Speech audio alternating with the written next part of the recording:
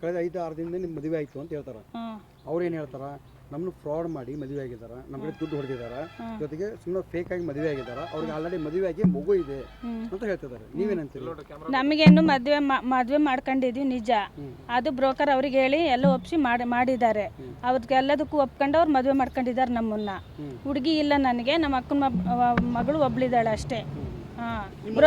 Broker ಉಂಟು, ಅವ್ರುಂಟು. ನಮಗೆ ನನಗೆ ಮಕ್ಕಳಿಲ್ಲ, ನಮ್ಮ ಅಕ್ಕನ ಮಗಳು ಸಾಕೊಂಡಿದ್ದೀನಿ.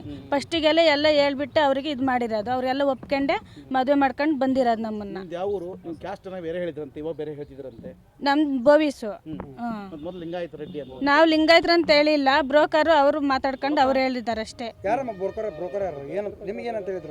ಯಾರು ನಮಗೇನು ಹೇಳಿಲ್ಲ, ಅವ್ರವ್ರು ಮಾತಾಡ್ಕೊಂಡು ನಾನು ಮದುವೆ ಮಾಡ್ಕೊಟ್ಟಿದ್ದಾರೆ. ನಮಗಿಲ್ಲ ಯಾರು. ಅವರು ನಮ್ಮ ಚಿಕ್ಕಪ್ಪರಿಗೆ ಕಾಂಟ್ಯಾಕ್ಟ್ ಮಾಡಿ ಮದುವೆ ಮಾಡಿಕೊಟ್ಟಿದ್ದಾರೆ ಅಷ್ಟೇ. ನಮ್ದು ಗಿರಿಯಾಪುರ, ಹೊಸದುರ್ಗ ತಾಲೂಕು. ಅದೇ ಅವ್ರಿಗೆ ಗೊತ್ತಿಲ್ಲ, ನಮಗೆ ಗೊತ್ತಿಲ್ಲ. ಬ್ರೋಕರ್ ಇದಾರಲ್ಲ, ಅವರು ಕಾಂಟ್ಯಾಕ್ಟ್, ಇವ್ರ ಕಾಂಟ್ಯಾಕ್ಟ್ ಒಬ್ರು ಇದಾರಂತೆ.